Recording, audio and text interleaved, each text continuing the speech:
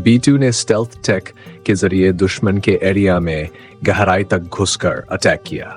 B-52 ने दूर से क्रूज मिसाइल्स लॉन्च किए, high precision, high impact. America ने USS कार्लसन और ट्रूमन जैसे एयरक्राफ्ट कैरियर्स को भी भेज दिया और जमीन पर फौज भेजने का इशारा भी दे दिया। लेकिन हौथी कमजोर नहीं है। संकट के इस वक्त में उनका छिपा हुआ हिमायती एक्टिवेट हो गया है। रेत और पहाड़ों से निकले मिसाइल लेजर जैसी रफ्तार से दागे गए अमेरिका को चौंका देने के लिए काफी थे। मौत का दस्ते, एक नया हौथी यूनिट, ईमान और जंगजू जज्बे से भरपूर, ये सिर्फ हथियार नहीं बल्कि हौसले की लड़ाई लड़ रहे हैं।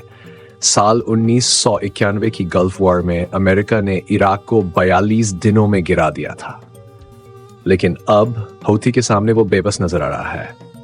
हौथी लड़ाई को नॉन ट्रेडिशनल वॉर स्ट्रेटजी में बदल चुके हैं। चीप ड्रोन्स, कुछ $1000 का एक ड्रोन, मिसाइल्स सिर्फ कुछ लाख डॉलर में बनते हैं, लेकिन इन्हें रोकने में अमेरिका को मिलियंस ऑफ डॉलर्स खर्च करने पड़ते हैं। कॉस्ट रेशियो पूरी तरह उल्टा है। अमेरिका जितना भी अमीर हो, ये बर्न रेट सस्टेनेबल नहीं है।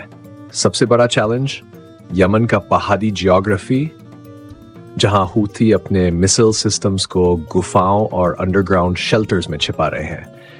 यूएस मिलिट्री के लिए उन्हें डिटेक्ट करना जैसे आसमान पे चढ़ना, और अगर लोकेशन मिल भी जाए, जब तक एयरक्राफ्ट वहां पहुंचे हौथी बेस बदल चुके होते हैं। नोमान का लंबा तट कोस्ट लाइन यूएस नेवी के लिए नाइटमेयर बन गया है।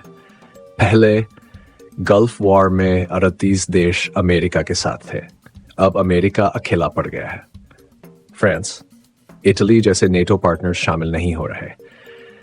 इजराइल ही अकेला सपोर्ट दे रहा है, लेकिन वो भी हूथी अटैक से परेशान और घायल है। डिफरेंस क्या है? पहले सदाम ने पश्चिम को नाराज किया था, अब हूथी एक लेजिटिमेट कारण पैलेस्टाइन के लिए लड़ते दिख रहे हैं। पब्लिक परसेप्शन, पहले वेस्ट की सपोर्ट 90% थी, अब सिर्फ 40% रह गई है। कंक्लूजन, अमेरिका के लिए ये लड़ाई आसान नहीं बल्कि डरावनी और खर्चीली बनती जा रही है। हूथी की unconventional strategy, desert tech, low budget, high impact tactics और जियोग्राफिकल एडवांटेज ने यूएस वॉर मशीन को यमन में कमजोर कर दिया है। अगर आपको साइंस, टेक्नोलॉजी और एंटरटेनमेंट की दुनिया में कुछ नया और दिलचस्प देखना है, तो आप बिल्कुल सही जगह पर हैं। हम लेकर आते हैं वो वीडियोस जो सिर्फ आपका वक्त नहीं बल्कि आपका नजरिया भी बदल दें।